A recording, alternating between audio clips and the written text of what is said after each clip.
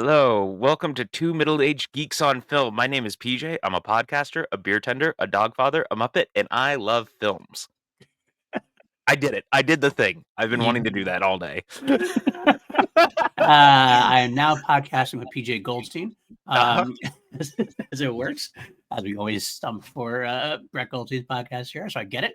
Yes, I am Films PLD. I'm also all of those things to a degree, although I don't get paid for bartending. I just bartend for myself. But That beyond that, counts. It counts. I don't know what you're talking about. we should make our announcement. I mean, you kind of noticed the logo, you kind of noticed the thumbnail. And what I said up We top. are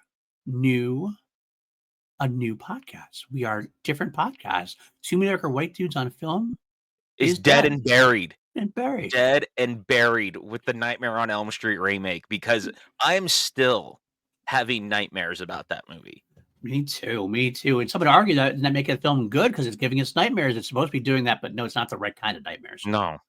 I have like PTSD from watching that movie. For like 2 weeks, I've just been angry still. I have been angry too because I keep thinking, So bad. There's so many things that they could have done better. So many ways they should have gone differently.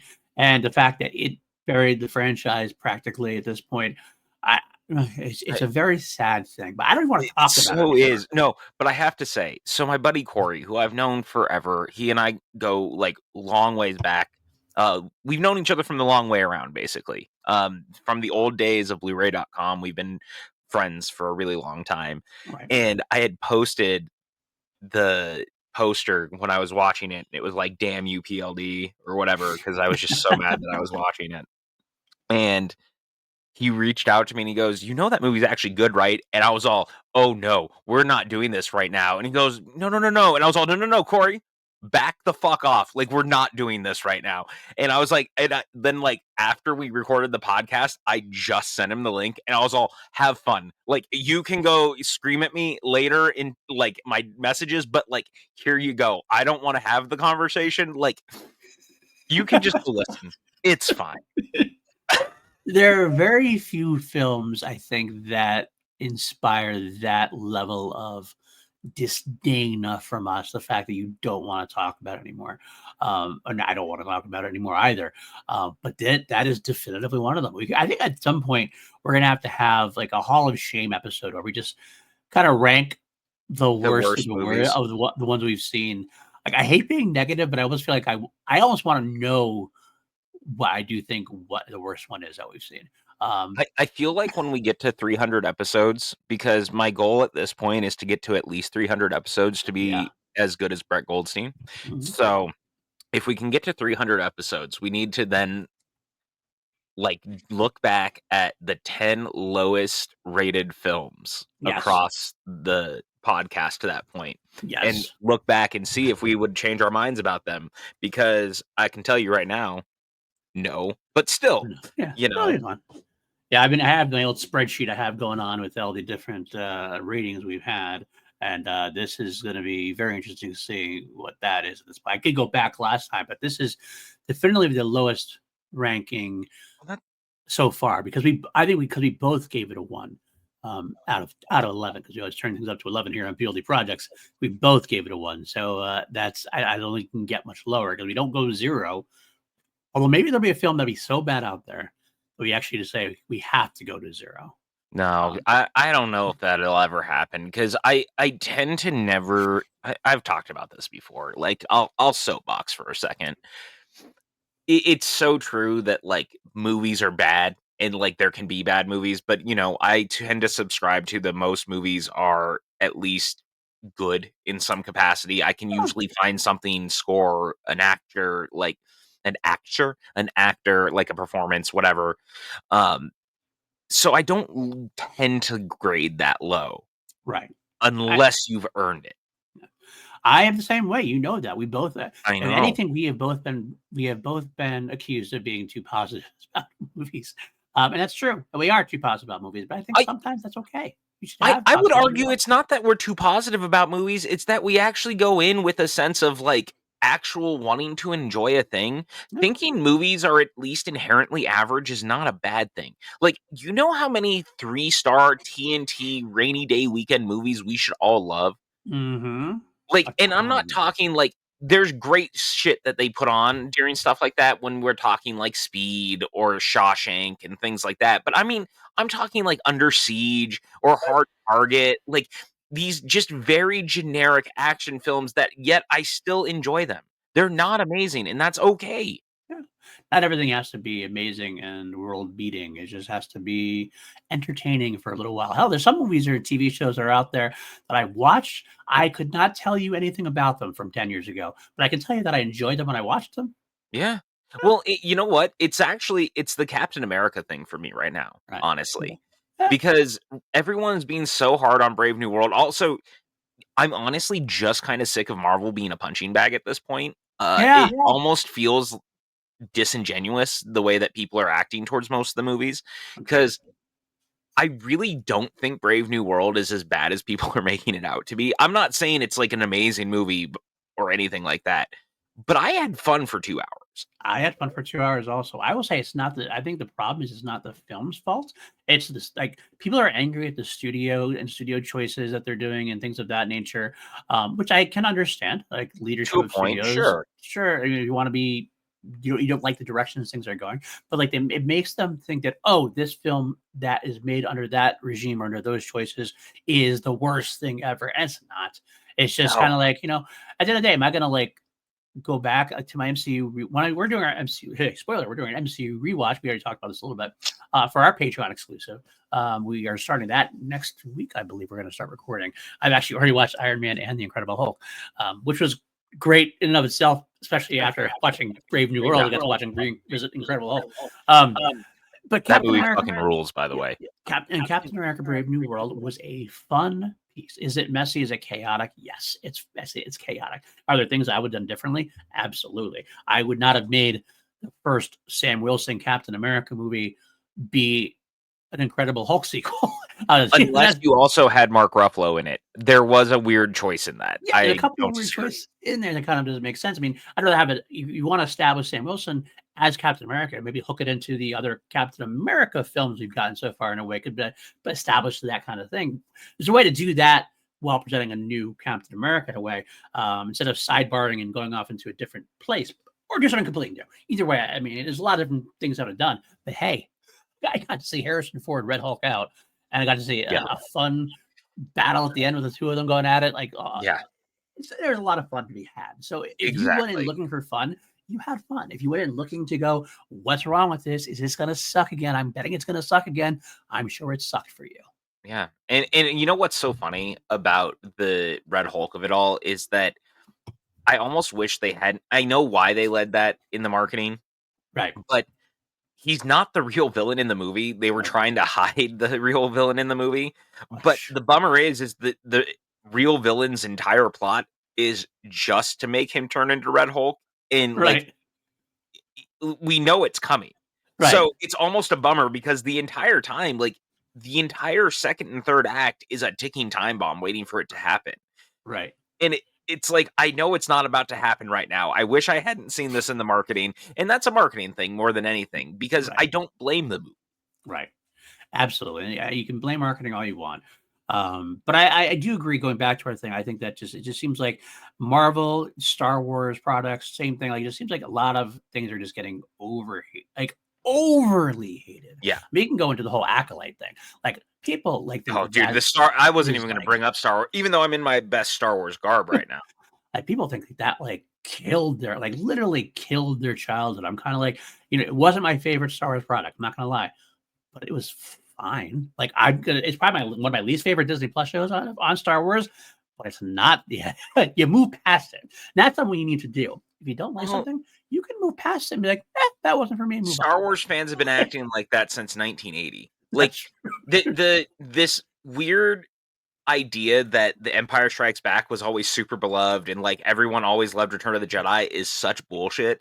And I'm so exhausted by people being like, oh, Star Wars fans have always been so kind and inclusive and they would never act like that. And it's like, I've seen what they said about those movies in the 80s.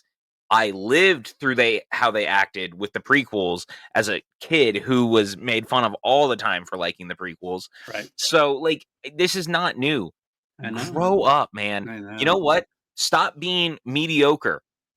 That's like why we us. changed the name of the title. We're not mediocre here. We're better than that. We're just two middle-aged dudes who like talking about movies. So guess what? We're throwing down. We're two middle-aged geeks talking film. Get used to it.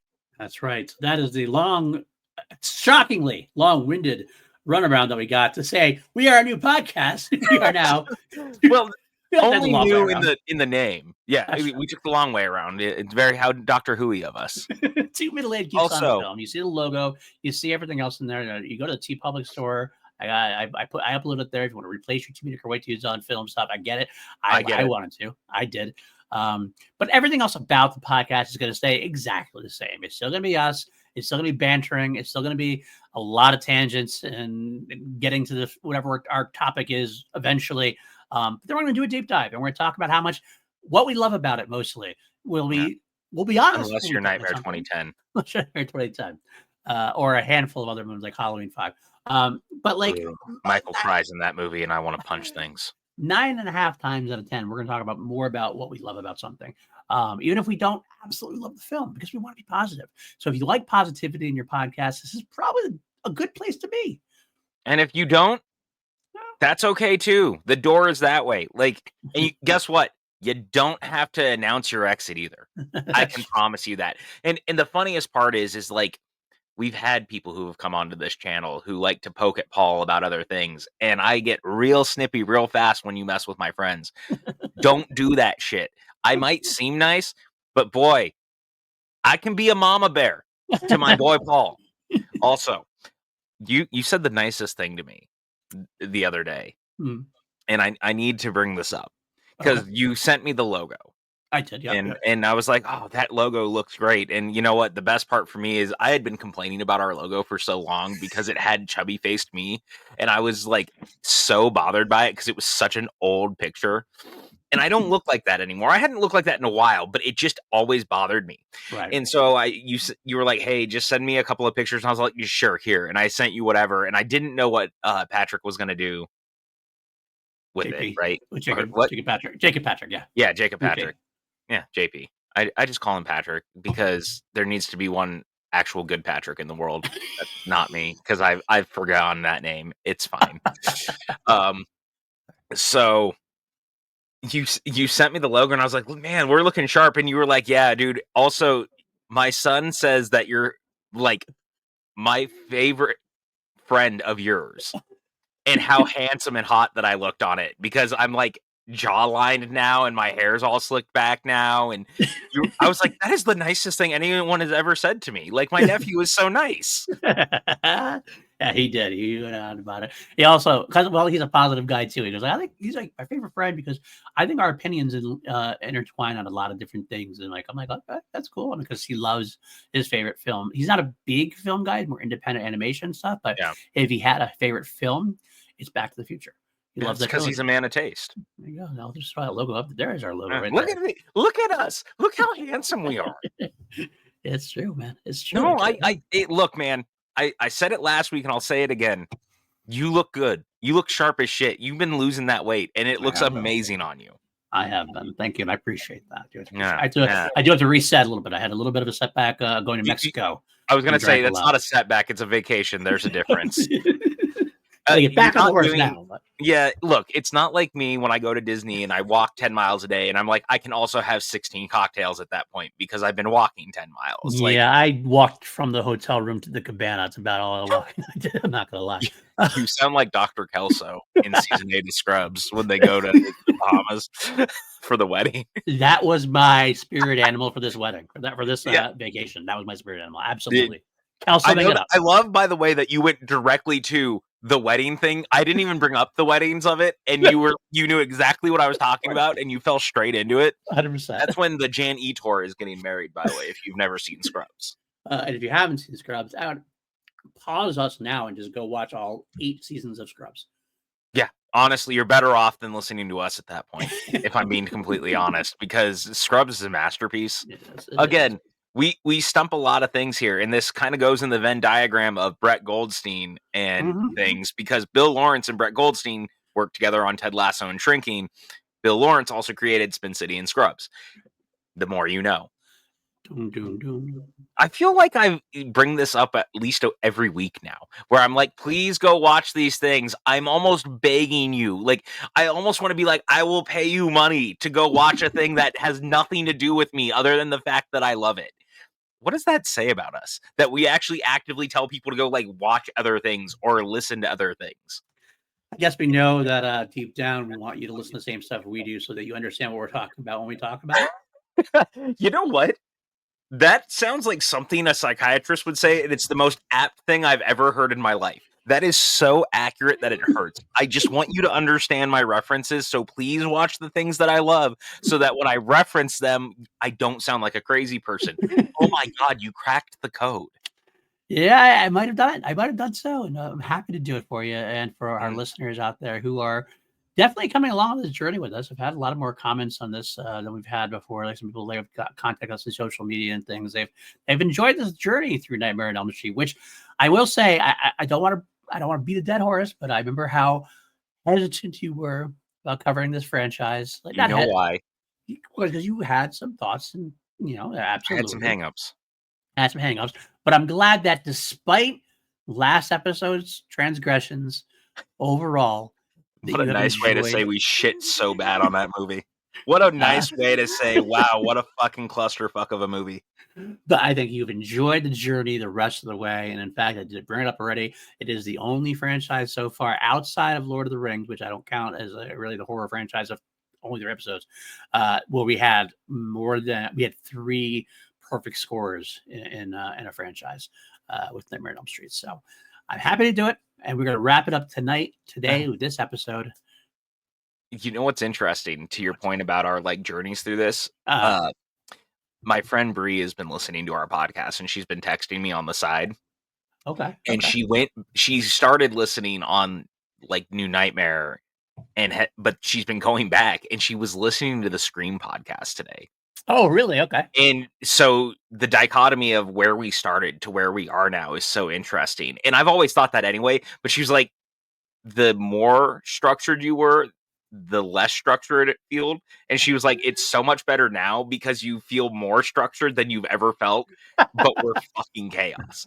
And I love this idea. Like, and she didn't say the fucking chaos part. That is 100% me adding on to the fact that I know that's what we've become, but we're so much better now at how we handle these things. Right.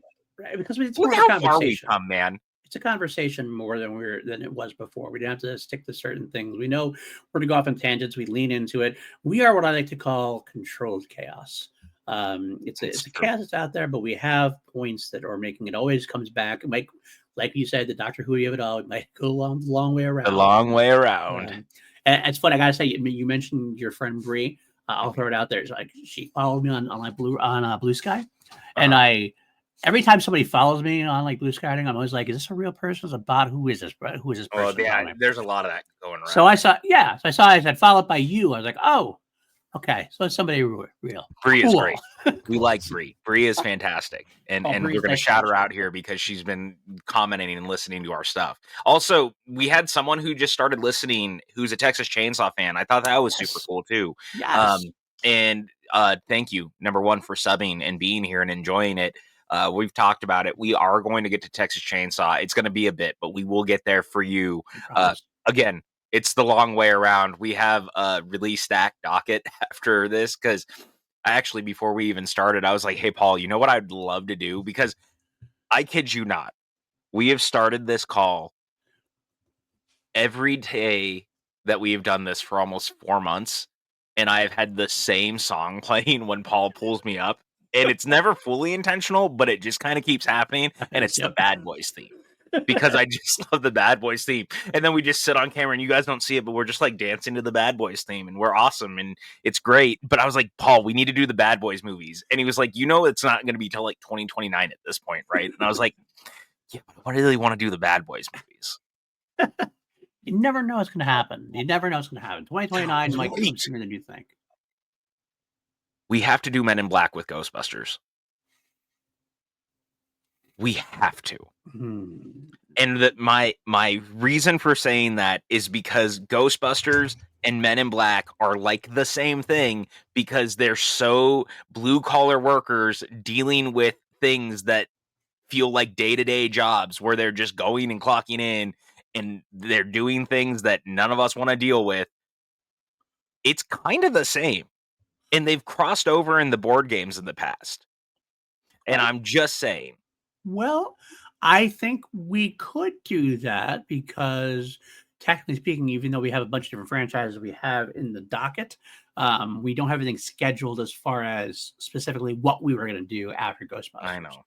So we could just add that to the list if you'd like. I'm just throwing it out there, Paul. Okay, it's potential. It's potentially It's a good idea, and you know it, because who doesn't want to talk about Men in Black 1 through 3 at least?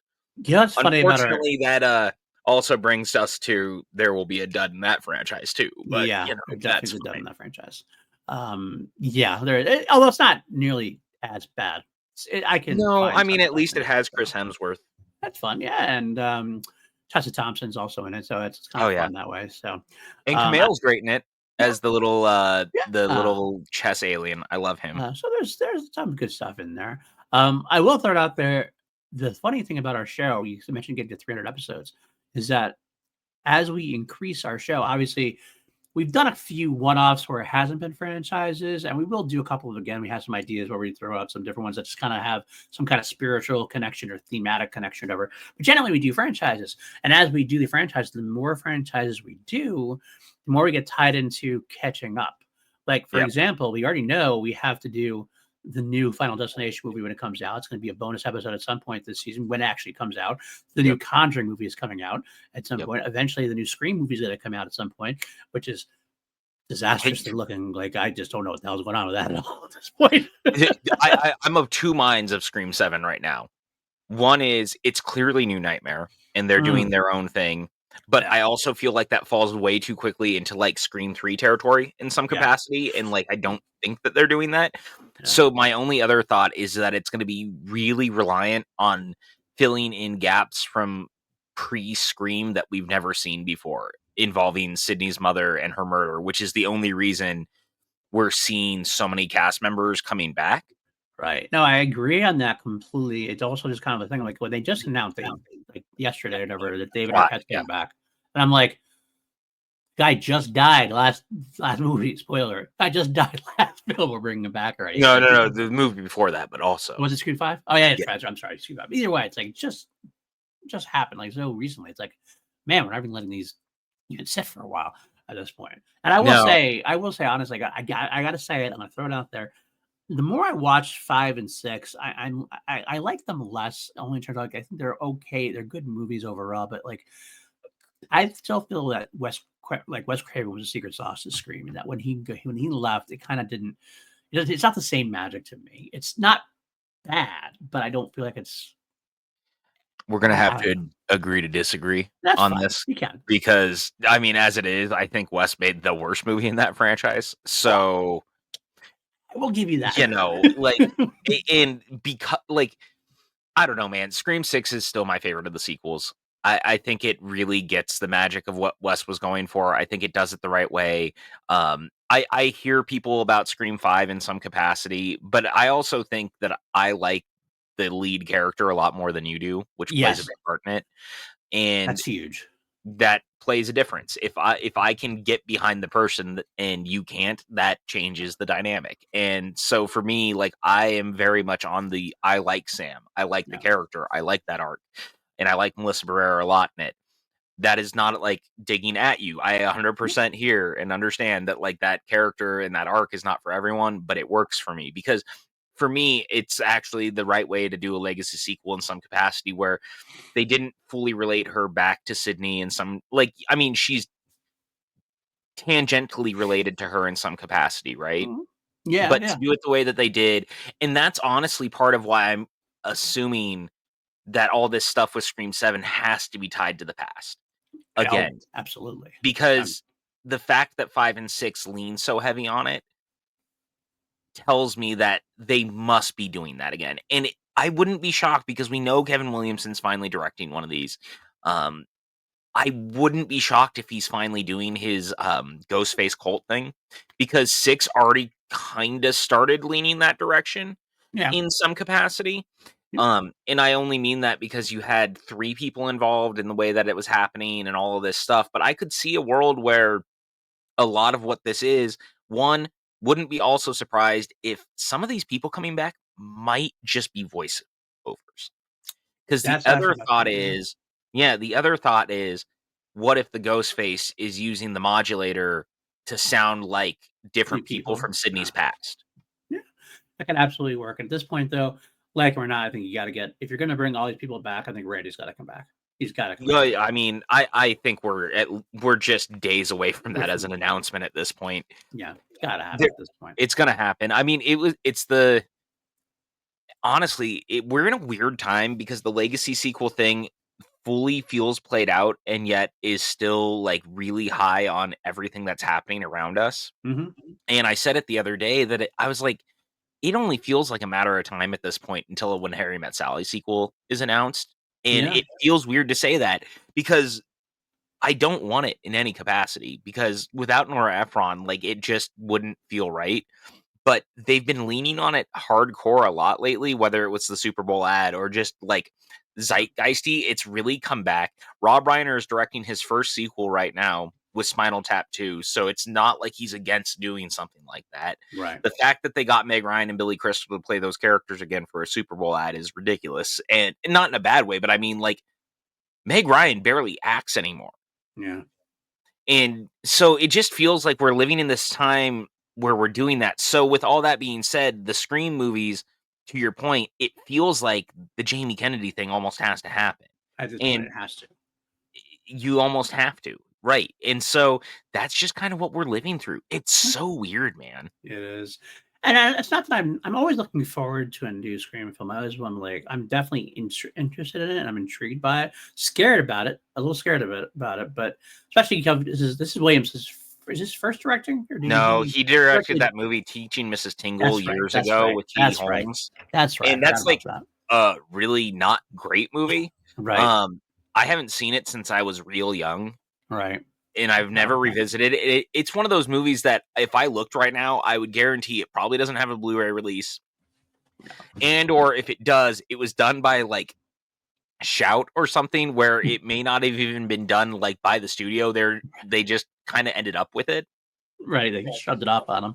Yeah, I don't know, man. And look, this is all without saying all the shit that obviously happened behind the scenes with getting rid of Yeah. Jenna Ortega and Melissa Barrera and all that stuff about her being fired over the Gaza posts. Can I interject something really quick about Yeah, that? yeah, yeah, yeah, Just yeah. so you throw it out there, in case this is your first time listening to us, you might have heard that I didn't. My dislike of Sam is nothing to do with Melissa Barrera's personal stuff. Yeah, yeah, yeah, yeah. Nothing at all. I just didn't like the character. I don't like her performance in it. I said You that way also back before it came out. I was never kind of like just didn't. I didn't warm up to her for whatever reason. I just didn't connect with her. well, It is and what I it mean, is. I was gonna to your point, and I'll even defend you on that. Like, you don't even really enjoy her in the Heights, which No, I think is insane, but that's fine. Like, she's it just is what fine. it is. That's what it is to me. She's just kind of like a fine performer that I don't really connect with very well. And you Is know what it what? is. Fine, fair enough. It is what it is, I right? think I liked Like, her best in with the. I think I've always liked her best in the vampire movie she did recently with that I loved. oh yeah, Abigail. and Abigail. no, Abigail. I almost said Abigail. Annabelle, Yes. and I was like, I know. that's I not was thinking accurate. too. I'm like, that's not it. What it is. But Uh, the movie that had the best line read of that year, I think. those Those are are fucking fucking onions. onions. I like that we didn't even have to rehearse that. We just both said it at the same time, exactly the same. Yeah. Dan Stevens is a fucking treasure, dude. I Love love this that guy. so much. And if you've never seen The Guest, also, I mean, Yes. number one, if you haven't seen Abigail, please watch Abigail. It's one of the best Dracula stories we've gotten in a long time because Yeah. it's doing like the Daughters of Dracula story. It's Right. fucking amazing. Fun. But also see The Guest. It Yes. fucking rules. Dan Yes. Stevens is amazing. So Yes. anyway, um, Going all back this to Melissa being Barrera in the background. yeah, So you're saying, like not even talk because I feel like there's a lot of people who are not they're against the movie because of what happened, right. and that sucks because like ultimately at the end of the day, yes, it was really terrible what happened, but I like the cast. I like the people involved. I want to believe that they want to do this because it matters to them. Mm. Um, so I'm really I'm trying to just put the personal stuff aside of how I feel that the stuff behind the scenes was handled to ending up here. Right. And I just want a good movie. Like, Right. that's all I want. I just want a good movie. And I'll take a good movie, and that's the thing. Like, it's not like when I talk about my lukewarm, more lukewarm feelings about Scream and Scream 6, I feel like your love for them, or you had a very positive view on them. It was kind of contagious to me. Sometimes it happens. I admit, like when you love a movie so much, sometimes I can be like, "Oh, I get it. Okay, maybe it's not. Maybe I'm not seeing it." When you say something, but I don't You know like. what? I respect the shit out of that, actually. So I can get caught up in it. I can totally get caught up because you explain yourself well and everything else. I mean, you're like, okay, maybe I had a good time, I guess. But it's not like I'm saying now that I hate the films or anything else. It's not I hate. know. It's just it's kind of this more of like a lukewarmness to it. So I'm just not as excited about it. But No, I'll and I be there get for it. Scream 7 for sure. Look, at the end of the day, the one important thing for me is that the guy who wrote the last two is the one who's still writing this one on top of it. Of course, I'm Yeah. assuming that Williamson like has probably done his own pass and like they've probably worked pretty heavy-handedly. Like I still wish Christopher Landon was doing this. Uh, Yes. like That that's actually made me happy when I was heard that he was doing it. I was actually a little more excited about it. I like radio silence. Radio Silence. Right? I like Radio Silence. I like them as directors. I love Ready or Not. I think Hoping they're. Ready or Not 2 is amazing, obviously, I'm because that's what they're doing absolutely. next. I don't think they were bad directors for Scream and Scream 6. I just didn't like their. It didn't work for me. Their style didn't work necessarily for me on this. But they're very creative, and I love what they're doing. I can't wait for Ready or Not 2, and I can't wait to see what they do next. I just wanted them off the Scream franchise. Christopher Landon, I feel, fits that what Scream is going for almost to a T. Is Happy Death Day kind of felt like a very similar vibe to it. Everything else that would have been great. So when he left, I was kind of like, oh, that sucks. Yeah. Even No. Jack says so. Yeah, no, I mean, look, Jack is right because that was such a bummer of a day when that happened, man. Like that whole thing, although his new movie looks amazing, and I'm still hopeful that Blumhouse is finally going to do the Happy Death Day freaky crossover because Yes, please, I'm begging you, please do yes. that. We'll make Uh, that a franchise to do on our podcast. We'll do Happy Death Day, Freaky, and then crossover. God, dude, if you've also never seen Happy Death Day or Freaky, I implore you to watch the 2 Happy Death Day movies and Freaky. They're some of the most fun that you can have with a Yes. slasher film. I think especially the second Happy Death Day is actually fascinating because it kinda jettisons the slasher aspect to do a Back to the Future-y sci-fi tale. Sci-fi? Yeah, which is Yeah, not what I was expecting at all. I think it and actually it took too many works. people by surprise, and I think people didn't like it as much because it gets a little bit of bad rep compared to the first one. And I think part of it is because people, like we've talked about before, they weren't willing to go with what the film was Yeah, taking them, yeah. and they had their own preconceived notions, which I understand why that happens. It's not like I decry you for what that happens, but if you are able to put aside those preconceived notions and go along, it is a fun ride for It's sure. super fun. I love it so much. Yeah. And Freaky is like unabashedly an 80s gore fest in all the right ways, Yeah. full of incredible character actors Mhm. playing teachers and stuff, including Alan Ruck. But Yeah. all honestly, man, like for me, the big thing is Vince Vaughn is fucking amazing in that movie Yes. because he plays a teenage girl. Like the whole concept is Freaky Friday, but as a slasher film, and Yeah. him playing a teenage girl throughout the entire thing is just so bananas, and yet the entire time I'm so into it. Yeah. And also, credit where credit's due, Catherine Newton plays Millie, the girl that is body swapped with him, Yep. and Yeah. she plays the Stone Cold Killer most of the movie, and she's fucking incredible in it. Yeah. She does really well with it. It's a lot of fun to have, not gonna lie. Yeah. So What a fucking good movie. I just really like it. And now we're 30 minutes into this podcast, and we've done a great job talking nearly about nothing that we're actually here to talk about, which is the end of the Nightmare on Elm Street franchise. the funniest part about that, I don't think we even mentioned the name of the thing we are actually covering. We didn't mention anything about it at all yet. So if you No. haven't seen the title or seen the thumbnail, you're like, you have no idea what we're going to talk about. We- I think, wait, I thought Nightmare on Elm Street ended after 2010. It it sure did, did. but kind of, but officially. but Yeah, officially. unofficially did not. So let's get into the we like when we covered Friday the 13th, we decided we wanted to do Womp Stomp Films. This is a I hate to use the word fan film because it undersells what they really did, but it is Yeah, but technically I think considered a they would fan even film. call it that in some Right. capacity. But it's a really well-produced effort into the Jason universe, and I would love to see them get a shot at actually getting Jason because I think they understand the character and the mythos and what they want to see, and so they did a great job with that. Likewise, they were also involved with doing a Freddy movie, a Freddy fan film called Dylan's New Nightmare, which served as a direct sequel, legacy sequel, if you will, for Wes Craven's New Nightmare, a film we both really enjoyed. And it does star the young actor who played Heather Lindenkamp's kid, Miko Hughes, in Wes Craven's New Nightmare. He is now grown up, and he is the star of Dylan's New Nightmare. So we decided to watch that.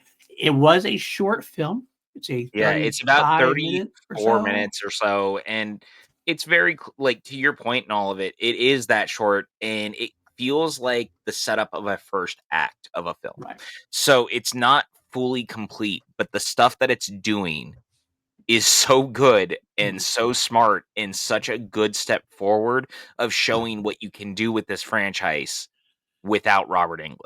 And as a bonus, we're gonna talk about that. But because it is a short film, PG and I decided to do a special bonus. I don't even think we actually talked about it on the podcast last week. Maybe we did. I don't remember at this either point. I way. I kind of keep forgetting that we even talked about Sure. a podcast before. We decided to seek out Freddy's Nightmares, which was a TV show in the late 80s, early 90s. It had 2 seasons where it was basically a Nightmare on Elm Street TV series starring Robert Englund as As the Freddy Crypt Krueger. Keeper. But Freddy Krueger was the Crypt Keeper's out. It was basically an anthology show where every week would be some nightmare ass thing, and Robert Englund would introduce it and cap it, just like the Crypt Keeper used to do.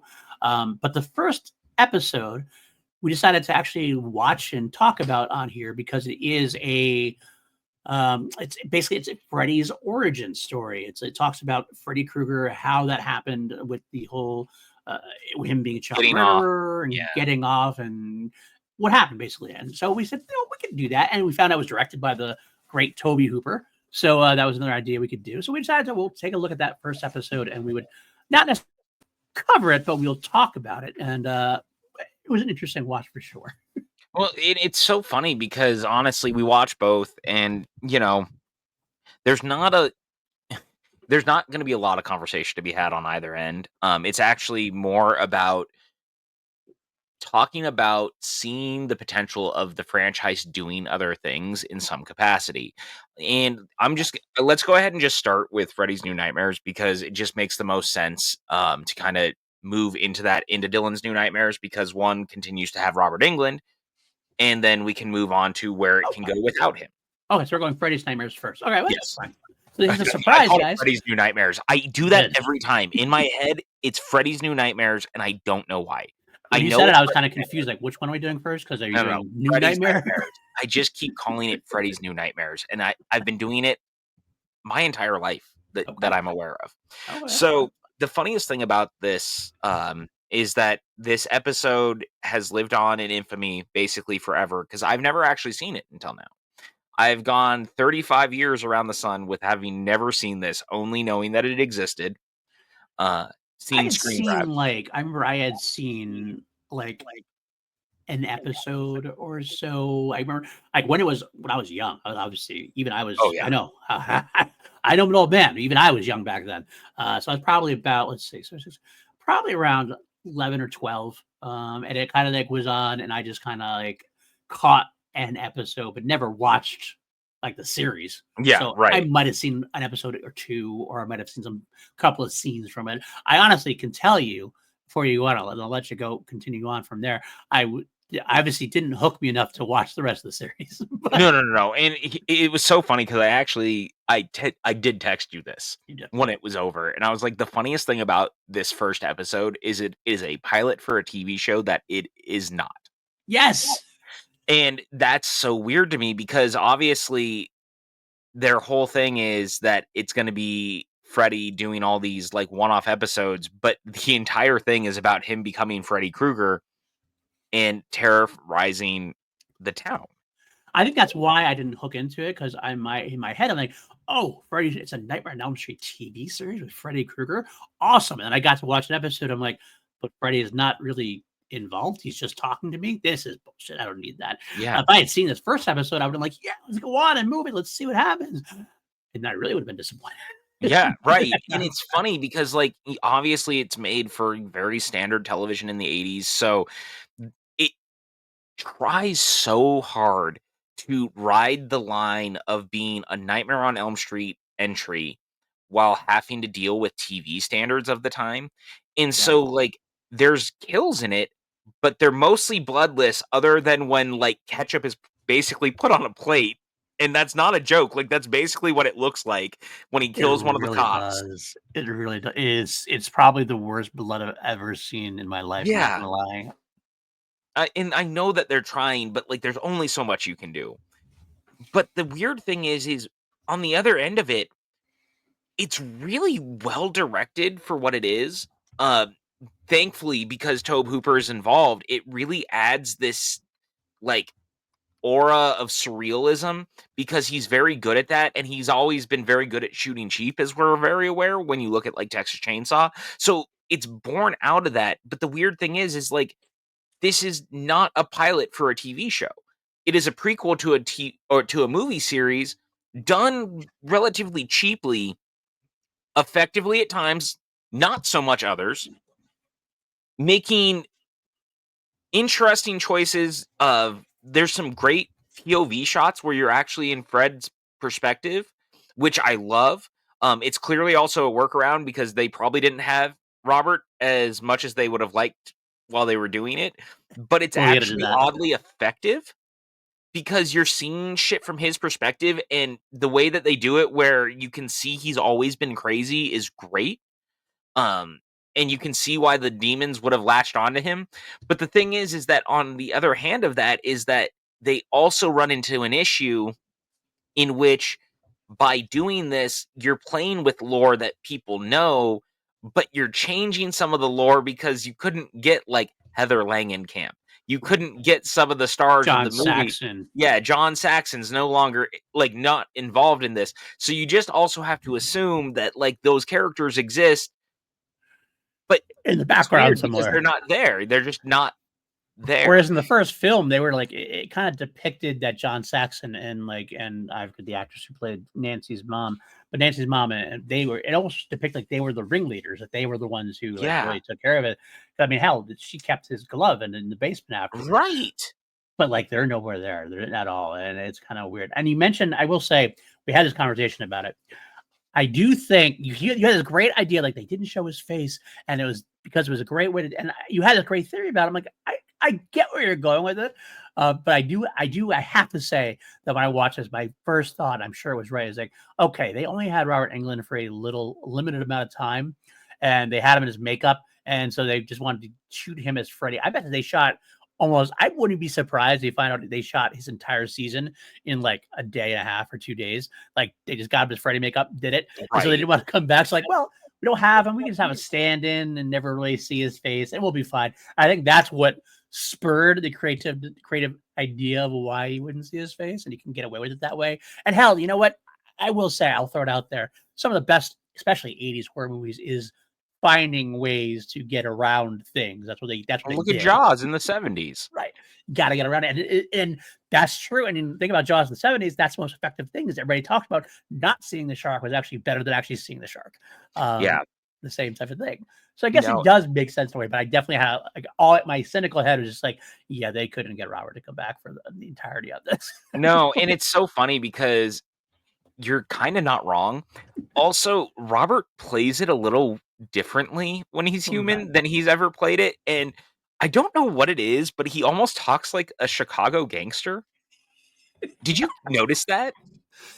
I didn't put it together, but when you mentioned how you say it like that, I'm like, yeah, that tracks with what I saw. Yeah, pretty much. It's a little weird. Like the way he says things in it doesn't necessarily sound like Fred Krueger. He sounds like an old mobster. And I was like, that's such a weird choice because anytime we see flashbacks in the rest of the series, Fred definitely doesn't talk like that. No. But you know what? Robert seemed to be having fun at least. But I did come up with this thought that the idea more was to not show his face, to like basically make you not humanize him, so that when you're in the POV shots, you're just knowing that it's Fred Krueger and you're just seeing the evil. We never see him as human. Mm. And I thought that was an interesting like workaround. Again, I'm doing a lot of heavy lifting because the truth of the matter is outside of that stuff, it's a pretty bad standard 80s television show. It is. And It it's is because everyone in it is very bad compared to Robert Englund. very. Oh my god! I said it before we went before I hit record. I'll say it again now. There is one specific actress who is so bad. She must have been Toby Hooper's like third cousin. It's the only thing that makes sense. Like she plays like the mother of a kid that Freddy killed, and every line read is, "Oh my god, he killed my kid!" And like, it's so bad. And Yeah. when he gets off, he leaves the courtroom. And she's like, where'd he get to? After more children. Yeah. Just screaming all the time. And it's boy, that's really effective to me. That was a choice. That was definitely a That's a choice. choice. It's so funny because it actually also does the one thing that I thought that 2010's Nightmare needed to do, and that was actually involve the parents, because Yeah. there's like no teenage deaths. There's no children deaths in this, like other than the ones that are talked about. Right. It's all the parents being involved. And I was like, Yeah. "Hey, look at that." It's almost like the thing I was talking about, but not quite. But it's also like, isn't this the first time off the top of my head that we actually see a nightmare from the parent's perspective? Because I don't think any of the movies have done that. Uh, Um, ye- Other than maybe Saxon, but I mean, even then, isn't it he pulled out of the world into that point? Nightmare 3. The Oh, yes, yes. body Okay, would but like die, specifically parents, but like, parents specifically, I think you're probably right. which is Uh, weird that it's yeah. the television show that did that. Yeah, it's a choice to make, and they chose to do it that way, which is interesting. I mean, technically, well, unless you count, I could throw it out there, and this is kind of a technicality as well. But Wes Craven's New Nightmare, Heather Oh, yeah, Langenkamp's sure. obviously the adult, but it is Sure. kind of like that's definitely more of a Well, different within the vibe confines entirely. of the franchise Right, itself. right, yeah. I get what you're saying. Yeah, Though. yeah, What yeah. you're saying makes sense. Well, because Um, this is all the things that I've been talking about for so yeah, long is I would love to see the parents a lot more involved in this stuff, and yeah. Freddy actually haunting them is equally as interesting. Mm-hmm. Oh yeah, that And made a the lot of sense to me. Absolutely makes a lot right, of sense because they're the ones who killed him. right. And so Timothy Blocker, the like main character played by Ian Patrick Williams, the most interesting thing about him is that while you're watching it, you're like, "Oh my god, he's actually being driven crazy by this." And I liked that. That was one of the only things that this thing really leaned in on, was actually seeing one of the adults for the first time being driven insane. Yeah. Yeah, that's a great choice. And of course, I know Ian Blocker from Reanimator as Right, of course. the Yeah, Smith he's professor horror icon. or icon. And it's funny, the other cop is the kid from Porky's. There's all sorts of random 80s actors that are in this. Um, Yeah. yeah, it is very interesting seeing. It actually makes sense that he would feel like guilty. Like it's a good story to follow. I'll Yes. give it that. It is a good story to follow. He's a guy who effed up somehow, didn't read Freddy his rights, and all of a sudden Freddy gets off, and now he feels guilty. It fuels his nightmares, and Freddy gets to go after his family and his children. And it's a great story to follow. I just wish it had like the budget and the real performances and the Yeah. real because let's face it, Bob Shea, especially in the 80s, was not known for laying out a lot of money. He No. was very much very cheap. And this, I'll say it this, I said this in text. Dylan's New Nightmare had much better production values than this show Yes. did. Yeah, and honestly, it's the production value more than anything that sets this one back. Yeah. And again, it's not even like it's also too long. It should have been clearly like 35 minutes and not 45 minutes. But they're trying to fit an hour long time, and you can tell because it does start to spin its wheels. There is some fun nods, like obviously the cop has two twin daughters, and they dress very shockingly like the little girls from the nightmares. Yeah. Right. And little things like that that they do throughout it. Yeah. And so that stuff all works. And there's some decent ideas. And honestly, this is just one of those things that if you're going to move forward with this franchise, this isn't the worst place to start No. and to go back to, because you could actually take this and do it better in some capacity. And I actually think even a courtroom drama horror film around it could be super interesting. I think that's actually a really cool idea. It would definitely reground the franchise. It starts in a place where we haven't seen before, and it becomes a much different kind of film, much like Wes Craven's New Nightmare was. And we loved that direction. So I think this would be a kind of a cool direction to take the series, take Yeah. the franchise as well. And you could do it. Actually, to be completely honest with you, I think it'd be kind of a cool thing to do even now. And you could have Robert Englund like play, because Robert Englund said he's not going to play Fred anymore because he can't do the physicality of it. Get that. But if you play this, you could actually have him Crypt Keeper style do it, like end cap it, and have like a younger actor play the younger Freddy kind of thing, and have that make sense. It could work out very well. You could still get your cake and eat it too that way. I wouldn't be surprised if Robert Englund would be open to that. I know it's a lot to do the makeup, and that's part of the issue at this point. So maybe he could just do voiceovers or something like that potentially. But you could get your cake and eat it too. And it would be an interesting direction to take the franchise. You have a grounded courtroom procedural psychological horror that leads into the rest of the series. This, unfortunately, was not it. It's definitely a book of good ideas, hampered by budgetary restrictions and From the 80s. From the 80s, and obviously a little bit of vision restrictions too. The idea, obviously, because at the end of the day, this is outside of this episode, and maybe a handful. I read a little further. I think there are a couple other episodes where Freddy actually does appear throughout, and mixed in, along with some great guest cast like Brad Pitt, Griffin Combs, Martissa. I always say her name wrong, from SVU, Leonard SVU. Dude, Clifton Collins Jr. is even in it, like when he's young, which is wild. Kyle Chandler. Kyle Chandler's in it. He has a lot of good stuff in there, quite frankly. But I forget where I was going with that. Forget where I was going with it. What was I saying? I don't know. I don't remember either. Basically, the idea was like that it's a cool way to do it, but the idea is that it basically was a ripoff of Tales from the Crypt. That's what I was saying. Is that Freddy's Nightmares? You got me saying Freddy's New Nightmares now. Freddy's Nightmares was just a carbon copy ripoff of Tales from the Crypt at that point. And that's the wrong. I think that was just the wrong way to go in some capacity. You could have it work, but Freddy has to be more involved with it, I think, in order to have it be effective what you want to do. Otherwise, what's the point of doing Freddy's Tales from the Crypt in a way? Yeah. So that's where I ended up. I do have a couple of quick notes I want to throw out there. When I jotted down some notes, some funny moments, and I did write down the ketchup. That was one of my favorite moments, the ketchup blood, as it would. It's so bad. This is funny. I do like that the sweater becomes an issue. Like he's out in the middle of the courtroom with the sweater on, and then he goes outside. He starts chasing the cop's kid, and the cops come to the cop's house. The cop's house, where family is, and he's dressed in that red and green sweater, and he's like right out in the middle of the street, and no one sees him. Yeah, he's looking around, and he goes off and tries to hide again. It's so bad. It made me laugh. But the effective thing was when Merritt sings Freddy's song. Yes, that was exactly what this thing needed. It actually brought me into it a little more. Oh, this is what needs to happen. Well, like I said, I mean, there's a little bit of this that is actually effective.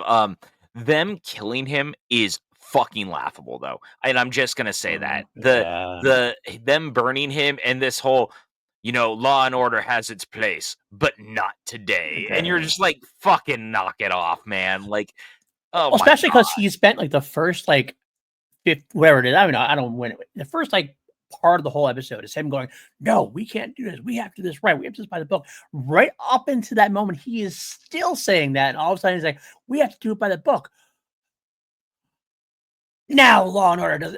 Yeah. It's like a complete 180 out of nowhere. It's like, oh, now we're just switching over. Oh, okay, Yeah. sure. Yeah, And it's Freddy just being very like, strange. and Freddy like asking for it. It was it's like I get what they're going for, the dream demon thing, and everything else, but Freddy's sitting there going, he just stands there, like, yeah, throw the gas on me. Yeah, go ahead. Yeah, Just go light ahead, me do up, it. light me up. It's like, wait, what? Again, it's such a weird choice, but it is kind of fun also to see it like done that way in some It is. capacity. And Yeah. like, I don't know, It's not it's good. it's not good. It's If you've never seen it, we found it on Daily Motion. That yeah. was where we found it streaming, and the entire series is on there actually, if you like want to go down that rabbit hole. Because apparently Warner Brothers just doesn't have it streaming anywhere else. What are we doing here, guys? If you own a property and you own a thing, like this actually happened last week. Went on HBO Max hoping to find, the Nightmare on Elm Street remake, and guess what? Wasn't there. I Guess what think I had with to fucking this, spend money on just that's to watch it? Like, what are we doing, guys? Like, and that's coming from me. I own all the Nightmare movies except that one. That's one of those like breaking points of even in my collecting, I won't own it. I won't put it on the shelf. There's a question I have for you. Is it easier to not put it on the shelf because it was the last one? Like, is it easier to kind of like if they did a couple more films, they did another trilogy, Yeah, would you feel compelled to have that as like because in yeah, the middle of it? You would. yeah, I would think so too. I yeah. get that. It's weird, Uh, but I get it. no, 100%. Because like it's one of those things too that because it didn't continue, I'm able to look away from it. Yeah. You're Yeah. 100% right. But had they made 3 of them, look, I man, would. I own all the Scorpion King movies. I I'm know gonna you do. fucking say it. I own all of them. We're You not know doing that. why? Just so you know, Because we're not going to do that. We're not covering that in the franchise on here. I'm sorry. I don't know, man. Ron Perlman's in some of them. Oh, yeah. Actually, all things being equal, those ones are closer in terms to the Tremors sequels to me than some Yeah. of the other direct-to-video stuff. So Okay. I'm not gonna like make an argument that they're necessarily good, but I have way more fun watching them than I probably should. Well, to be fair, I mean, I did my Tremors watch through for the first time recently, going through all the sequels that I had missed, and Yeah. I could see us doing Tremors Dude, franchise someday. I I enjoyed it. I'm so glad that you said that because it was one of those things. You see me pop up just now, by the way. I was like, oh my God. Like, and I know this because we were texting about it, but I had been fucking riding on you for so long to be like, please watch the Tremor sequels. I was like, I know that I'm sounding crazy here, but like, dude, legitimately, Tremors 5, 6, and 7 are so fun. They're They are good. so fun. I had only watched the first two before. I never delved any deeper.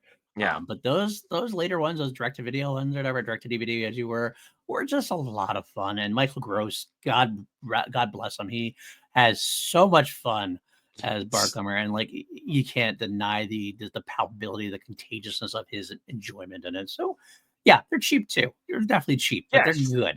They're Yeah, good they're fun. cheap as shit. Like they're clearly shot in like Bulgaria or Right, wherever. Like they shoot them off location. They find a way to be like the Tremors have left. right, Like right, the Graboids are no longer in America. They're right. one of them. They're literally like, yeah, some people poached them and put them on an island, and now they're hunting them for game, and we need you to come deal with it. And you're like, oh my God, like it's so cheesy, but you don't care because it's so No, fun. absolutely, 100%. I, So if that you could guys don't happen know someday. this, by the way, my dream, I have 2 legacy sequels that I would love to make in Oh, life. One is Psycho, because I have a great pitch for a Psycho sequel that I think would be incredible. And everyone who's ever listened to me talk about it has lost their minds once I've like explained myself. But the other one is Tremors. And my Tremors one is my most audacious to date. And yet the more I think about it, the more we need it now. And I just want to say Tremors with Kevin Bacon back, set at Thanksgiving in New York City. You're welcome. I almost think you'd have to go animated almost because I feel like we don't have the budget for that to make it work. I'll That's the fucking find the budget. I that's will the find the problem. budget. That's the problem. That's the only problem I could foresee. We need a Um, classic Thanksgiving monster movie involving graboids attacking the Macy's Thanksgiving Day Parade. I would love it. I would absolutely love it. I don't get me wrong, would absolutely love it. And if I had money, I would fund it myself. I know, But and I appreciate that. Do you think that this $5 bill that I have in my pocket will get us far? I can add about $2.37 maybe, but we'll see. Going back to Freddy's New Marriage real quick, I will say I think the reason why it's not streaming anywhere, I think this is a George Lucas Star Wars holiday special kind of thing going on. They're like, I don't want to admit this actually exists. The last thing I'll say about Freddy's Nightmare before you move on to Dylan. You did it too again. I did it again. Damn you. Is there anything worse than a nightmare about getting arrested while you're getting head? What a weird. I just want to throw this out there. So the wife goes to give the cop this blowjob, and yet she's having a full conversation with him off camera while doing that. It was utterly bizarre, dude. It was so bizarre. Like it wasn't like a lot of times horror slash we've noticed they're about TNA. They have a lot of sex stuff in there, and there's all sorts of like it's trying to be sexy and kill it. This wasn't even like sexy. It was just so bizarre and so weird. I think it was attempting to be sexy or something. I don't know what was going on, but I had to put it down on my notes because I was like, this is so fucking strange. It was so. I fucking texted you while it was happening. I was like, is this really happening? I couldn't believe it. It was just so awkward and so strange and so out of nowhere. And I was like, no, like this is bad. This is bad for everyone. Let's move on for that. That's what I think I was watching. Let's move on for that. But, again, 80s standard television, I guess. It is what it is. It is what it is. So yeah, look, I'm not gonna go to bat for it. We're not really gonna rate this. It doesn't really land on that. It was more of just a fun aside that it does exist.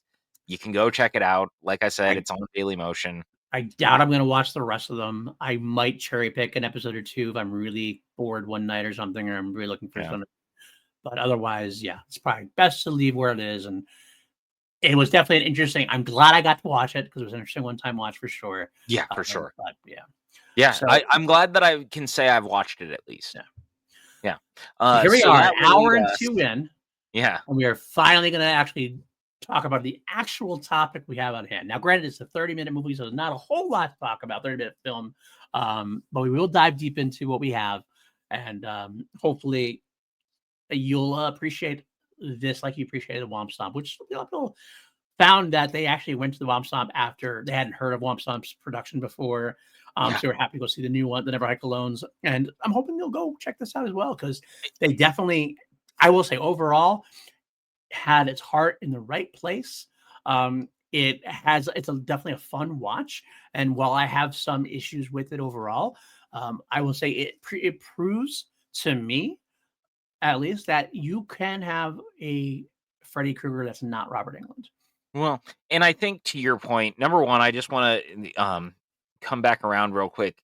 And I really do want to say, if you have never watched the Never Hike Alone films and you love Jason Voorhees or enjoy a good slasher film, I cannot recommend them enough. They are free to watch on YouTube, just like this one is. If you go and look up those movies, they are free on YouTube. We'll even make sure we'll put the links in the description just so you guys can find them, because they're amazing. And they're done by people who love these properties. They love these characters. They're trying to find a way to keep these characters alive, because apparently the people who have these characters don't want to keep them alive. It's a very strange thing, man. So we're living in this world now where fans are having to step up and go, look, if you're not going to make these movies, we will. 100%. And that's where it's born out of. And we covered them, so you can go back in as well. And we also had an interview with Vincente DeSante, who is the director of these. He's so cool. And he's a cool dude. He gave us a bunch of time, and we had a great conversation with him about Womp Stomp, about those films, and about Jason Voorhees in general. So and Friday Well, the 13th in general. So and it's the fun. coolest for me with him when it came to Jason was I call myself out on this a little bit, is one of the things I said was I was like, I love it because it doesn't buck the Friday franchise in any real way. It really Right. pushes the character forward. And I didn't mean that in a negative sort of light. I mean, he goes, well, we also did play Jason different. We wanted to give him more of a character. We wanted to do more. And it was like, you know what, man, he's totally right also. Yeah, And I love 100%. that. And I love the thought and I love the dedication and I love what they were thinking about going in and being like, we wanted to do a Friday film, but we wanted to do it different than anyone had done it before. And again, cannot recommend them enough. And we'll put the description link. We'll put the link to the Ghost Cut and then Never Hike Alone too. That way you guys can watch them kind of the way that they're intended right now. And eventually the final cut, I think, comes out later this year, Yeah, I believe so. I believe which they, I'm they very excited about. And absolutely. also, I don't know if you noticed, I think you and I have talked about it, but they're starting to talk about they have new stories to tell. And I'm Yes. very excited because I know that originally they were kind of looking like maybe they weren't going to, but it sounds like they're looking back to going back for Yeah. more of the Never Hike Alones. So, with that being said, Dylan's New Nightmare is very cool. But in a lot of ways, as I said earlier, it kind of feels like the setup of a first act. We are seeing the beginning of a movie that they clearly want to do more with, Right. but I love it in that regard because even as it is in 30 minutes, it's a great sizzle for what could be more. It proves that Freddy can live on as Freddy that we know without Robert Englund. Dave McRae is ridiculously good in this. He does. Dave McRae, you ridiculously good, and he actually had an even harder task than just replacing Robert Englund, because to me, as I mentioned up top, this is a sequel dealt to Wes Craven's New Nightmare, which featured a different kind of Freddy Krueger. Yeah, So Dave McRae's Freddy is supposed to be kind of more in line with that the Freddy, demon. the demon, which is the demon, not even really Freddy Krueger. It's a demon inhabiting the Freddy Krueger's Yeah. body. And Dave McRae does a good job doing that, but still incorporating some of the stuff we knew and loved from like the rest of the Freddy franchise in a way. So it's the best of both worlds. And he really hits it out of the park. Like, if there's any issues I have with the film, none of them are about him at all. He really hits a home run for me. No, look, I'm going to say it right now. There's a lot of things to be said about anyone who could pick up the mantle now. Like any Mhm. actor could technically put on makeup and try to do it. But you're right. You kind of nailed what I wanted to bring up about the performance. What I thought was so interesting is that it feels like in the time since New Nightmare ended and this begins, the demon coming back inhabits more of Freddy as he's known also Mhm. than just being the demon, because this one's a little bit funnier. Yep. This one has a little bit more, not like crazy quips, but the good talk doc and like hitting her on the side of the head after he kills her. Right, Or right, these little things like that where suddenly Freddy's being a little more playful. right. He's being a little more the Freddy that we've all seen and the Freddy that we all like. And it's a great performance because you're taking two versions of this character that couldn't that not that they could be more different, but tonally they're very kind of just different beasts. And he found a way to take them and merge them a little bit. And the sequence setting that up at the callback in the nightmare is amazing. I agree. I agree. I gotta say, I gotta throw it out there. Thinking about it in my head, it's going back to Freddy's Nightmares in a way. I mentioned that they probably didn't have Robert Englund, which necessitated the idea of not showing him as young Freddy, and that led to not wanting to show him to human. And I get that. I think in a way this is a little bit the same too. They knew they only had a limited budget, limited amount of time. They wanted to make a Freddy Krueger movie. I think it started with they could get Nico Hughes to come back and do as a way, because the way As they Dylan. could go forward is they can get Dylan to come back. So it made sense for them to do a sequel to Wes Craven's New Nightmare. But at the same time, these are fans of Nightmare on Elm Street. These are Yeah. fans of Freddy Krueger. So they didn't want to have a Freddy Krueger movie without having Freddy Krueger in it. So I think Yeah. that started the necessitation. So what they did in their head was like, well, how can we marry this and make this work? And I think that what they did is like, yeah, kind of like you said, it's kind of goes unsaid, but having been around since that West Craven's New Nightmare, it's 20 whatever plus years since then, the demon has kind of grown into that role a little bit more, kind of grown into what Freddy really is. And so he gets to combine the aspects of his character. He feels more comfortable in that Yeah. skin of Freddy Krueger. So we get to be more like that Freddy Krueger while still maintaining that definite demon side of him, Yeah. which we saw in Wes Craven's New Nightmare. It's so good and it really works. And that the other thing that this grapples with between doing stuff like that, the other thing I really liked is that this starts to grapple with a lot of the bigger ideas that New Nightmare sets forth with in the idea of what does being in horror movies or enjoying horror films do to someone's psyche. Right. And I really like that they lean on that and this idea that after New Nightmare, like having that demon enter the world really actually pushed Heather over the edge. And Right. I liked this idea that it seems like somewhere along the way, the relationship with her and Dylan clearly fell apart. She's in a mental institution now. He is still traumatized by the events that have happened, but he doesn't really know and want to deal with it in the Right. same way. And I really love that because it becomes a more cerebral film in the Yeah. same way that New Nightmare was. I fully agree. There's a lot of subtext there, and I think it's kind of funny because after when we did Wes Craven's New Nightmare, at the end, one of my issues, if I had issues with like perfect film, I graded 11 out of 11. Is Yeah, I was like, well, we ended, and then what actually happens was in real life, Heather Langenkamp assaulted a couple officers. He went like in right. the real world, there's a lot of stuff going on, and this actually answers that. That makes sense. She got taken away. She got institutionalized, and Dylan was young enough where he probably maybe he grew up in a system and got a lot of therapy and was able to work through a lot of the stuff. Not all of it, obviously, but a lot of it. And I almost feel like there's a lot of subtext here because Heather Langenkamp was very strong in Wes Craven's New Nightmare. So Mhm. how does that transition to someone who won't talk to Dylan and everything else? And I almost feel like if we had continued, I don't know this, I don't know what the story would have been, but I feel like if we had continued and gotten more from Heather, we would have seen that she was like choosing not to contact with Mhm. him, and it was her way to protect him Yes. from Freddy coming back. That's what it felt like. And at the end, when Freddy was actually obviously back, he was probably also obviously back with Heather in the institution. So that said, okay, I gotta call back. And we Well, had and to make I that also think contact. that there's a small part of why she doesn't wanna use the phone is she's afraid. Yeah, Because remember, Freddie came through the phone too. that's right. That's true. And Good that's point. again, it's a little thing, but Little I subtle like that callbacks. thing. 100%. Yeah. And it really works. And I gotta say, man, Miko continues to be a great actor. Dylan's such a great character. Yeah. And you know what? Shout out to them using Hatchet as the thing that he is going for a role in, by the Hatchet way. 5. Yeah, Hatchet Hatchet 5. Yeah. 5, which I just think is so funny. Like, what a great callback to a film franchise that's kinda kept the slasher franchise alive Yeah. or, slasher genre, if you will, because Yeah. those movies are fun as shit. They're Yeah. unabashedly, like, 80s gore fest. I really enjoy them. 'Em. They're not, like, great, but I have fun with it, and so just it was a fun nod to that.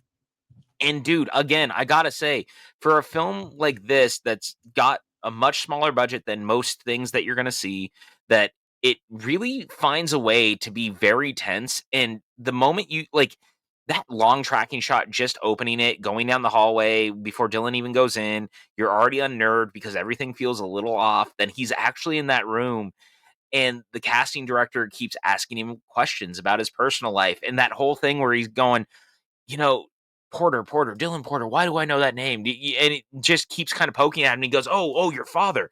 I worked with your dad. I knew your dad. Really sorry about what happened. Oh, and then the other person going, he's also Langenkamp's kid. And Dylan finally being like, look, I don't want to talk about this. And that's kind of where everything starts to unfold and unravel. Dude, Yeah. oh, So well it's done. so good. Just to bring it back to the beginning part of the movie there, and I love the fact that you mentioned Hatchet, like bringing keeping things alive, and the filmmakers know this. They love that, and they celebrate that, but they also celebrate the fact of just like all bad sequels. It's kind of like they have the opening line. I think is one of the first lines is who even writes this shit? Dude, right? Oh, so good. It's It so also fun wasn't though. lost on me. I'm pretty sure that one of the killers that was in the group that he was reading with, or the people he was with, was Michael. Like, I'm Mm, pretty sure that they're at least on the outside, that has to be a Halloween reference of some yeah, sort. absolutely, 100%. Uh, um, I love that idea of how they bring it back slowly. And I got to say, we didn't mention when we talked about Dave McRae being Freddy is Freddy's design. Oh Freddy's my god, the design design is so was good. much better than 2010. Oh Like, my Yeah, man. And you know why? Because it's not trying to buck the trend, but it's right, also trying to do something different because he right. still looks different than the new Nightmare version. He does. I wouldn't. I don't know. Maybe the part of it is with the lower budget. It couldn't exactly look like. But what it does is it makes it enough like it that it's recognizable. And understandable, and it's still freaky as hell. It still Yeah, works dude. 100%. And McRae, the other thing we have to say is McRae, he's got the voice. Yeah. McRae That's has really the what you need. voice. That's really what you needed with Freddy at that point, because he, unlike Michael and Jason, he has a voice and he has to use that voice, and it has to be both creepy, somewhat playful, but evil, all the same. Got to be wrapped up into one. Yeah. Do you know? Do you know? Do you know who Robert Englund handpicked to like say he wants to see play or play Freddy Krueger?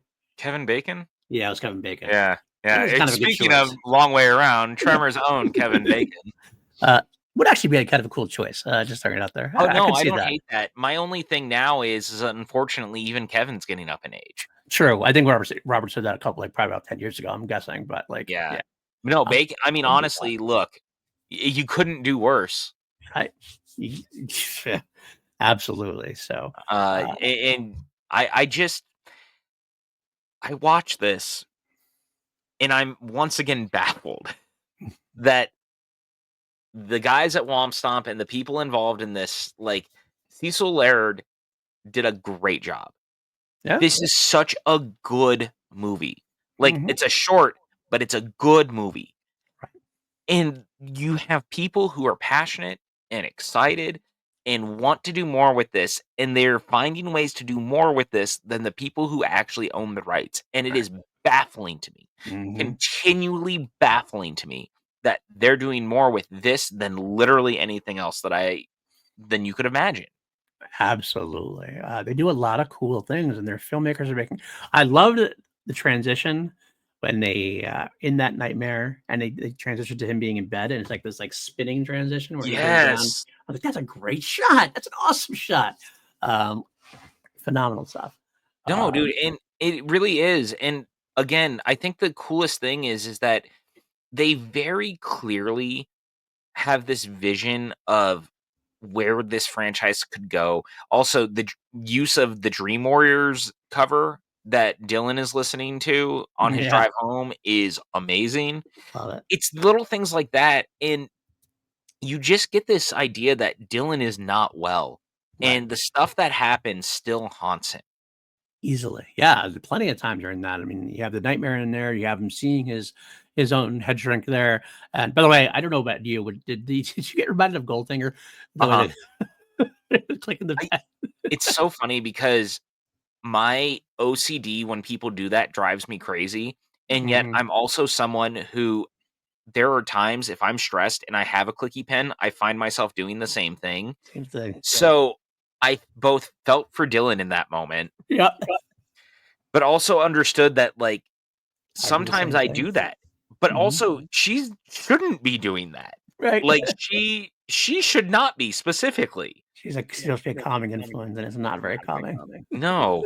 And so that it just kinda makes me laugh because it's very clearly she's not. And you're just like, "Come on, man. Like, what are we doing? Come on. Be better than that." I just I really love in 30 minutes, though, that I start to see a world where you could continue this, and my hope is that by doing this short, by getting eyes on this short, by people watching more of this, that it'll allow them to actually move forward to do more because it really feels like the start of something bigger. In the same way that the first time I watched Never Hike Alone felt like the starting point to something bigger for Womp Stomp with Jason. Agreed. Agreed. I have not heard one thing about it continuing, but I'm really hoping it does as well because that was my one drawback from the movie from the film itself is like we said, It is 30 minutes. It does all of a sudden seem to like cut off just when it would get really good. Like, feels like it cuts off after the first. It feels like it's not a movie. It feels like it's the first act of a movie, honestly, or a TV show. If you want to say the first, but almost like a pilot of a TV show. It could have continued in a way, which would work. I think it could work this way. Speaking of Freddy's Nightmares, we could actually have a TV show version of it this way, streaming or something like that, and it could be very well done. But if I have to take this as a standalone and nothing ever happens with it, like through no fault to the creators or directors, I'd have to rate it a little more on the lower side because it is like a unfinished product. It's almost like hard to grade an unfinished product in a way. But that's the pitfalls somewhat as it is of making just like a fan film with limited funding and everything else. So I also am hoping that we can come back to this and get a finished version of this. Even if they had to recast, I'm sure they'd have to recast Heather Langenkamp, I'm guessing at this point. Most likely, because Heather's doing stuff with Mike Flanagan and everything else. I don't see her doing volunteering her time for this at this point potentially. But hey, maybe I'm wrong. Maybe she would. I would love if she would, to be honest. That'd be great. It'd be awesome if she would. I kind of have the feeling she would feel like wanting. I just my own thoughts. I could be completely wrong. I'm guessing. I kind of feel like she's like wants to honor Wes Craven. Wouldn't want to do it like and probably also Robert. Yeah, Robert. Yeah, because I mean she's been very vocal about if she came back, she'd like to do it with Robert. Right. So there's also that side of it, which again, like, I mean, no shade, obviously. She is more than allowed to feel that way if that's how she feels. I mean, this is her franchise, man, in a lot of ways. So if she wants to do it a certain way, like, who am I to say that she shouldn't? It's no surprise that the 3 films she's in are the 3 greatest films in the franchise for sure. I wish that we could say the same about Halloween, but unfortunately, yeah, Jamie Lee didn't. As much as I love Jamie Lee, she's had some. She's been involved in some stinkers for sure. 100%, and that's not a dig, obviously, because I mean, if you know us, we have covered all the Halloween films. You can go listen to all of our thoughts. Absolutely, we are lovers of the Halloween franchise, but Resurrection does exist. Yes, it sure does. Halloween Resurrection, trick or treat, motherfucker. And she chose to be in that movie. Well, she just wanted to die. Yeah. No shade to her. She had to do what she had to do, and that was her way to try to get out of it. But well, yeah, here we are, where she did another trilogy later on, and now rumors that she may or may not be coming back to the franchise again. That is so like when she came back for H2O, it felt almost inevitable that could happen.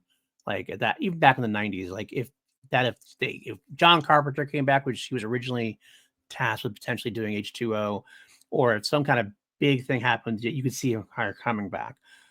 Then she killed herself off with Resurrection. It's like, okay, we're done. She's definitely done the franchise now because she hated Resurrection. So like get her out of that at that point. It's like, all right, she's not coming back. And then she comes back. You're like, okay, but that does still track a little bit. The legacy sequels are a big thing now, and she wants to do it right. She wants to right the wrong of Resurrection kind of thing. Okay, cool. But now she's gonna come back again. It's like, really? Yeah, it's just one of those things, man. Like, look, I feel like she's had so many endings. Unless you're doing it again, and that no one has done this, and no one has said anything that would lead me to believe this. Unless you're doing it like New Nightmare, right, in which she's playing herself, right, terrorized by someone pretending to be Michael, right, or who it believes is really Michael, then we can talk. How about we get her and Danielle Harris together, and Danielle Harris got to go after her as she wants to take over the Scream. There we go. There we go. Why don't they pay us to make these decisions, Paul? Because you know what? We're great idea men, I think. We have our finger on the pulse of what people want. No, we probably don't, but that's fine. I like to believe that we do. We have the fingers on the pulse of what we want to say. Which is Kevin Bacon fighting graboids in New York on Thanksgiving weekend. So that, look, man, just imagine the Macy's Thanksgiving Day Parade being attacked by a graboid. That's all I'm saying. Fair enough. People getting pulled. Like, we've never seen graboid action of that magnitude, but imagine a freaking, like, the balloons starting to fly off and people getting pulled into the ground. You know you want that movie as bad as I do. Yes, indeed.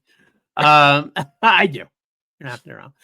Let's see. Anything last bit about Dylan's New Nightmares? Anything else you wanted to mention about it? Oh, man, it's good though, and again, I really implore you, if you've not watched it, to check it out. I really implore you guys to watch the Never Hike Alones. They are so good. They really do add something to these franchises that we've been missing, and I just love seeing passionate fans finding a way to continue these stories, because right now we are in such a long drought of seeing stories with these characters. And so to see them being brought back in some capacity, whether it is being done by the studio, and again, look, I would take a bad Nightmare movie at this point if I got to see it in theaters, Same. but we're not even Same. getting that. So if I can get any story at all, then I'm happy that we got it. And I'm not just gonna give anything a pass, but Right. Dylan's New Nightmare is legitimately a great continuation of sorts of New Nightmare that gives us a look at where you could go on top of it, and I love that. I love it as a tease. I love it as a taste of what could be.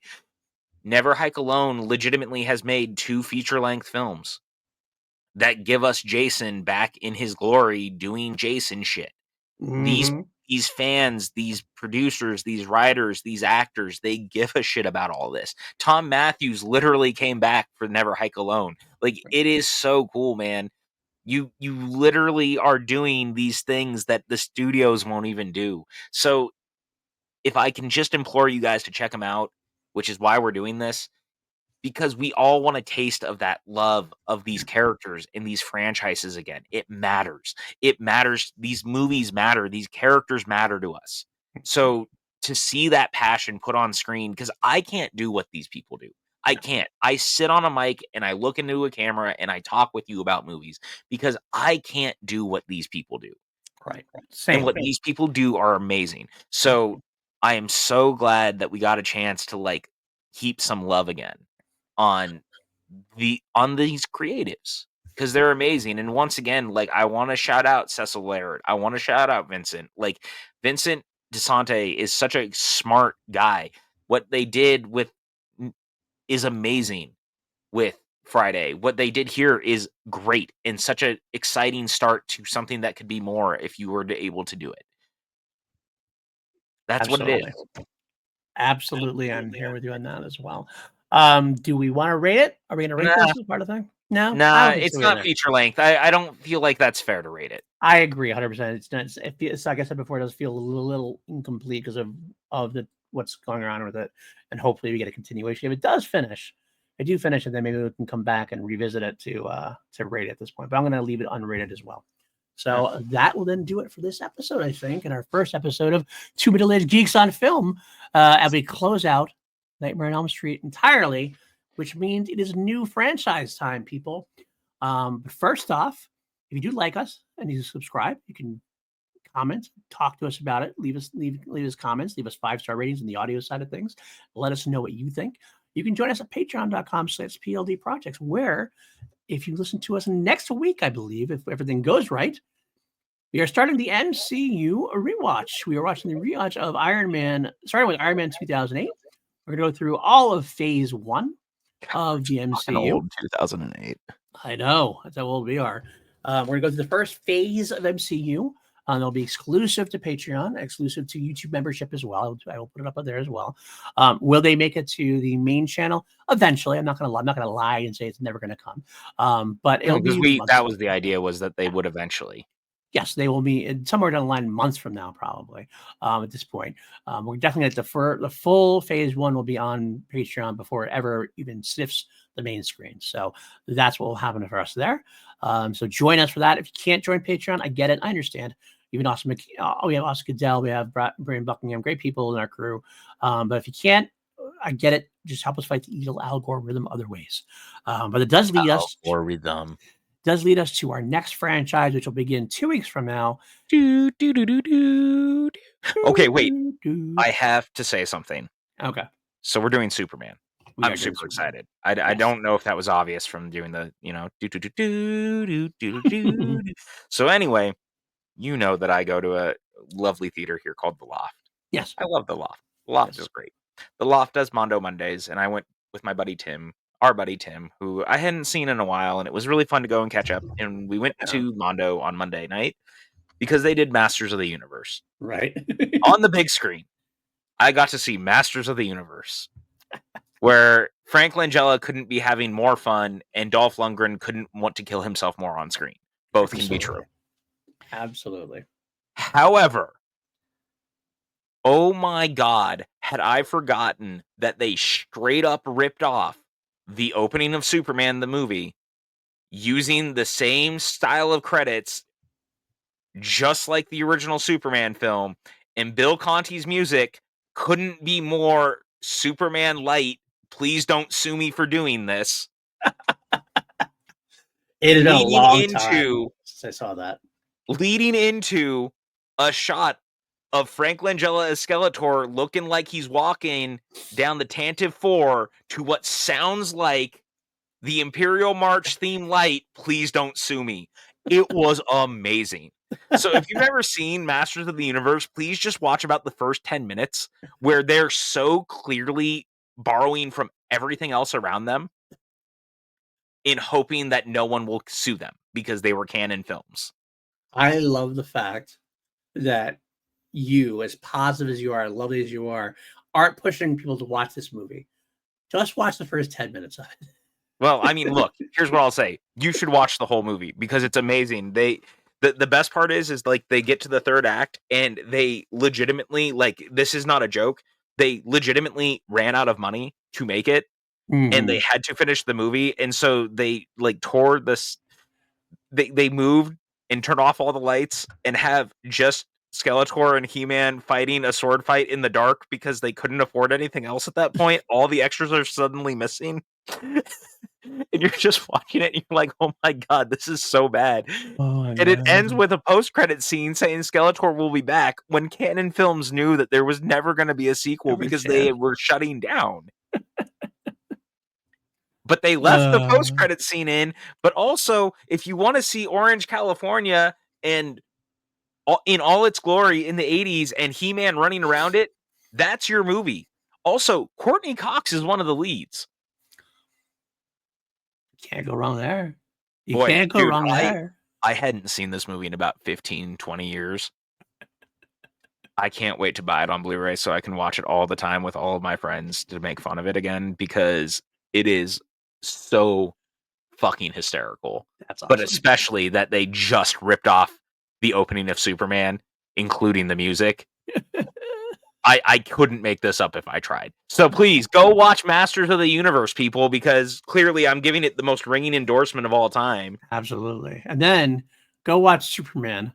And be back 2 weeks from now to join us on Two Middle Aged Geeks on Film as we start the Superman franchise with the Christopher Reeve classic, the 1978.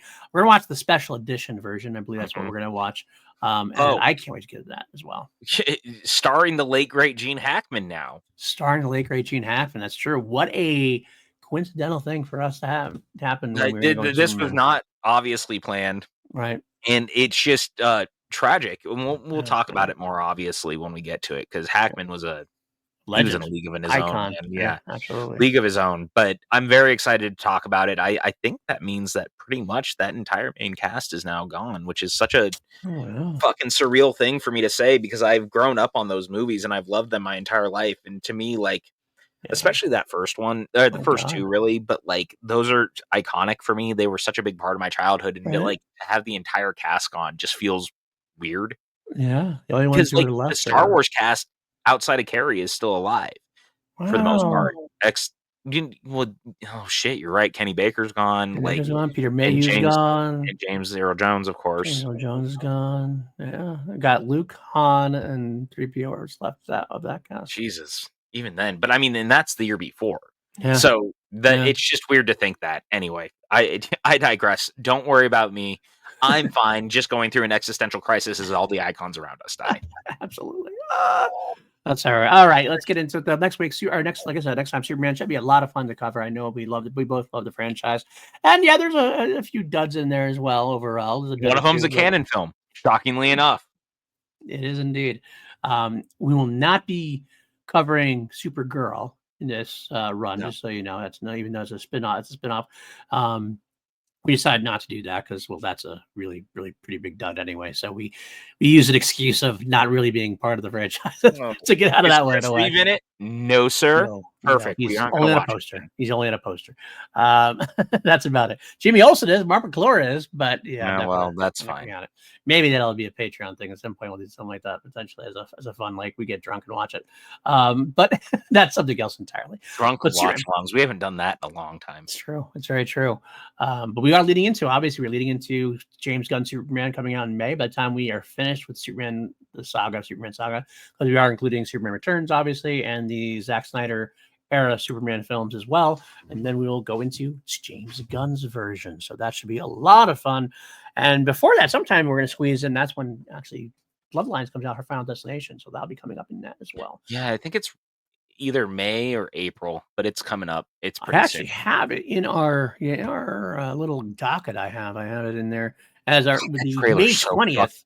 That movie's trailer is so fucking good. It is.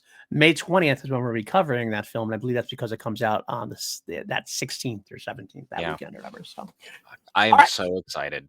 Where can they find you, people? Where can people find you? Where can they find me? I'm the people. Yes, you are the people. I am the people. You are the people. I, the people, can be found here, hanging out with this gentleman right here, talking movies, having a good time, and once again, like, thank you guys. This doesn't exist without you listening. I mean, it might. We'd probably just be doing this into a void anyway, but like, it matters that you guys listen. It matters that you like listening to us. So thank you so much from the bottom of my cold, dead heart. I don't really have a cold, dead heart. I can't even lie about that. But like, thank you guys for continuing to support us. Super excited to do Superman. I know it's a total tonal pivot from what we've been doing lately, but I promise you guys it'll be worth it because we love these movies as much as we love pretty much everything we talk about. So the passion and the excitement remains. Absolutely. It's definitely that for sure. We're just branching out a little bit, and that's okay. You can find me all over. You can find me at Blue Sky. That's my main social media site. You can find me all over this channel. Yeah, Blue Sky. Blue Skies. I do a lot of podcasts on this channel and my sister channel, Crown Jewels, which I do my Queen podcast on a weekly basis. I also do a review, which is a podcast about the sci-fi franchise V with Lego. That's every other week. I also do a Star Wars podcast with Batty Gunner every week. And Class Action Live, I do every month or so. We're not sure what we're doing yet this month. We haven't officially made that decision, but it is coming up on, I believe, that Monday, the 20, whatever, something, whatever that Monday is, around the 24th, 25th, 26th, somewhere around there, we'll do it. And I'll let you know more when I know more. Until next time, then, we will stay no longer mediocre. We're just middle-aged. Some of us more middle-aged than others, honestly, but the other guy has a in my heart, I've been middle-aged since I was 15. It's fine. Fair enough. All right, guys, take care. We love you. We'll see you soon. Later. Bye.